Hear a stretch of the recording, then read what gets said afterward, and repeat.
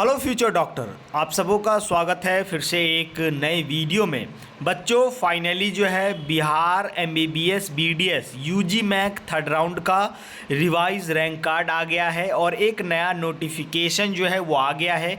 Detail में हम लोग डिस्कस करने वाले हैं कि क्या कट ऑफ पर क्या असर पड़ेगा। नॉट एलिजिबल वाले बच्चे को एलिजिबल कर दिया गया है। ऑल इंडिया कोटा में जिन बच्चों को कॉलेज अलॉट हुआ था वो बच्चे डॉक्यूमेंट वेरिफिकेशन में नहीं गए थे, उन बच्चों को बिहार के थर्ड राउंड में एलिजिबल जो है वो कर दिया गया है। तो कट ऑफ का क्या असर जो है वो रहने वाला है, रिवाइज रैंक कार्ड के बारे में जानेंगे। उसके बाद जो नया नोटिफिकेशन आया है उसके बारे में भी डिटेल में हम लोग जानने वाले हैं। काउंसलिंग शेड्यूल के बारे में जानेंगे और समझेंगे।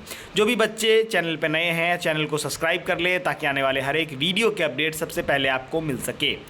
जो भी बच्चे हमारे व्हाट्सएप ग्रुप में जुड़ना चाहते हैं, वीडियो के डिस्क्रिप्शन बॉक्स में लिंक है, आपको वहां पर क्लिक करके प्रोसेस करना है और आपको लिंक में ज्वाइन हो जाना है, व्हाट्सएप ग्रुप में ज्वाइन कर लेना है। तो बच्चों, फाइनली जो है रैंक कार्ड एक आया। मैंने कल 22 तारीख को अपने ग्रुप में मैसेज कर दिया था पहले ही कि शाम के 9 बजे तक आपका रिवाइज रैंक कार्ड आ जाएगा। बहुत सारे ऐसे बच्चे थे जो नॉट एलिजिबल वाले बच्चे को एलिजिबल देखना नहीं चाहते थे। मैंने उन बच्चों के फेवर में एक दो चीज़ें कह दी थी। वो लोग मुझ पर मेंटल हरासमेंट का केस करने की बात कर रहे थे। हालांकि मैंने किसी के फेवर में कुछ भी नहीं कहा था।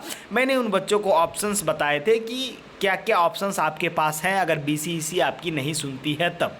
जिस ऑप्शंस में मैंने कहा था कि आप एमसीसी को मेल करो तो एमसीसी का डेट बढ़ेगा, बीसीईसी का मेल करो बीसीईसी आपको एलिजिबल करेगी, आप एप्लीकेशन जाकर दो उसमें भी आपकी बीसीईसी सुनेगी, नहीं तो आपके पास लास्ट ऑप्शन है कि आप पेटिशन जो है वो कोर्ट में फाइल कर सकते हो।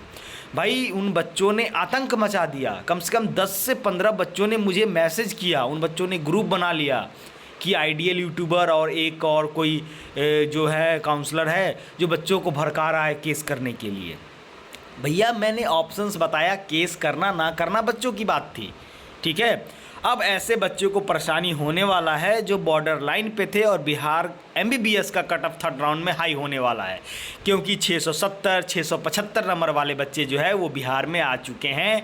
और एक चीज़ जान लीजिए, आप किसी कैटेगरी से बिलोंग करते हैं, अगर आपका स्कोर बढ़िया है तो आपको अनरिजर्व रैंक पर सीट मिल जाएगा, ठीक है। किसी कैटेगरी से मतलब नहीं होता है, सबसे पहले बच्चे का अनरिजर्व रैंक देखा जाता है, ठीक है। आप किसी कैटेगरी से मान के चलिए बिलोंग करते हैं, आपका अनरिजर्व रैंक जो है वो अच्छा है तो आपको अनरिजर्व से सीट मिल जाएगा। अनरिजर्व सीट पर कोई भी बच्चा, किसी भी कैटेगरी का बच्चा जो है वो आ सकता है, क्योंकि जब अपना आप रैंक कार्ड चेक करेंगे तो उसमें 3 रैंक रहता है, एक अनरिजर्व रैंक, एक कैटेगरी रैंक, एक आरसीजी रैंक, ठीक है।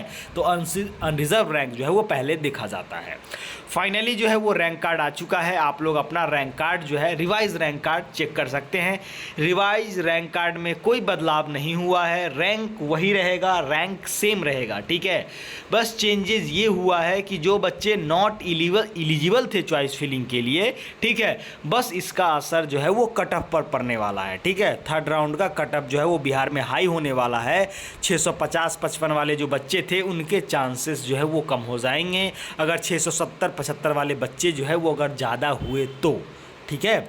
650 से नीचे वाले का तो चांसेस जो है वो बहुत कम हो जाएगा, ठीक है, बहुत कम हो जाएगा, ठीक है। क्योंकि बिहार के थर्ड राउंड का कट ऑफ हाई होने वाला है, क्योंकि यहाँ जो 660, 70, 65 के ऊपर जो बच्चे हैं कम से कम 30 से 35 बच्चे हैं, ठीक है, मेरे अंदाजे से, ठीक है। क्योंकि 4 से 5 बच्चा तो मेरे पास है 6 से 70, 75 का, ठीक है, मतलब 6 से 70 और 75 के बीच का। तब उसके बाद नया नोटिफिकेशन जो है वो बीसीईसी ने जारी कर दिया, ठीक है। उसको भी हम थोड़ा सा जो है वो समझ लेते हैं। यहाँ पे रिवाइज रैंक कार्ड मैंने ग्रुप में मैसेज कर दिया था, मुझे पहले ही पता चल गया था, दिन में 12-1 बजे ही पता चल गया था कि रात में 9 बजे तक जो है वो नया नोटिफिकेशन आ जाएगा, ठीक है। ये नया नोटिफिकेशन है, उसमें सेम चीज़ है और कुछ चीज़ें जो है वो दी गई हैं यहाँ पे, ठीक है। यहाँ पे देखिए द लाइट ऑफ बीसीईसी, यहाँ पे देखिए such candidate will log in to their account portal click in if eligible, ठीक है। अब यहाँ पे इन्होंने लिख दिया कि इफ़ एलिजिबल, अगर रिमार्क एलिजिबल है तो आप जो है वो चॉइस फिलिंग जो है वो कर सकते हैं। उसके बाद such candidate who have allotted seat through round through counselling upgradation yes किए हैं, and complete document verification also eligible for round 3 counselling. ठीक है। For choice filling candidate required user ID and password. ठीक है। प्रोविजनल सीट अलॉटमेंट ऑर्डर आएगा then. ठीक है। इसमें ज़्यादा चीज़ें जो है वो नहीं दी गई हैं। ठीक है। If candidate who have been allotted fresh return seat in round but due to any reason could not report to reporting center for document verification within prescribed date for document verification but not take admission in round 3 counseling, not eligible during document verification due to any discrepancy, the paid security deposit amount will be fortified and seat will be cancelled as not be eligible for stray vacancy round। अगर third round में seat allot होता है, अगर आप वहाँ seat नहीं लेते हैं तो आपको स्ट्रे वैकेंसी राउंड में पार्टिसिपेट नहीं करने दिया जाएगा in case of rule regulation. ठीक है। ये सारी चीज़ें हैं दी गई, और सारी चीज़ें तो आप समझ ही गए हैं। मैंने लास्ट जो वीडियो था उसमें पूरा डिटेल में समझा दिया था गाइडलाइंस को। ठीक है। अब जो है वो चॉइस फिलिंग जो है, ठीक है, वही सेम डेट है 24 से लेकर के 26 तक। डेट चेंज नहीं हुआ है, डेट चेंज नहीं हुआ है। 24 से 26 तक चॉइस फिलिंग होगी और 1 तारीख को आपका सीट अलॉटमेंट आएगा और आप डॉक्यूमेंट वेरिफिकेशन जो है वो 2 से 3 तक करवा सकते हैं। ठीक है। बस एक ही चेंज हुआ है।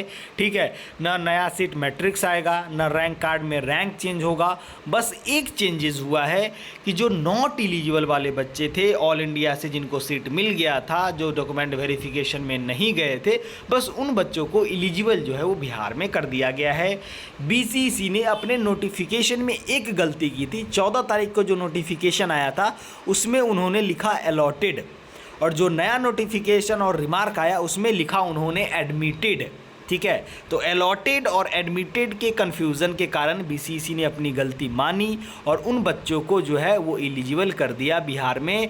इसी का खामियाजा जो है उन बच्चों को भुगतना पड़ेगा जो बच्चे बॉर्डर लाइन पे थे, जो बच्चे 655-50 वाले थे, उनको खामियाजा भुगतना पड़ेगा। हो सके तो उनको सीट नहीं भी मिल सकती है। आपको अच्छे से अगर 650 के ऊपर मार्क्स हैं आपके, तो चॉइस फिलिंग आपको रैंक के हिसाब से करना है, रैंक बेस्ड काउंसलिंग आपको करनी है, नहीं तो आपको कॉलेजेस नहीं मिलेगा और नहीं भी मिल सकता है। ठीक है। अभी भी मैं कह रहा हूँ कि गाइडलाइंस वगैरह फॉलो करके सारी चीज़ें कीजिएगा। ठीक है। जो भी बच्चे इंटरेस्टेड हैं हमारे एक्सपर्ट टीम से काउंसलिंग सपोर्ट गाइडेंस लेने के लिए, वीडियो के डिस्क्रिप्शन बॉक्स में व्हाट्सएप ग्रुप का लिंक है, आप लोग उस पर क्लिक करेंगे। क्लिक करने के बाद जो हमारे व्हाट्सएप सर्विसेज ग्रुप में ऐड होने का जो सर्विसेज का लिंक है वो 200 है।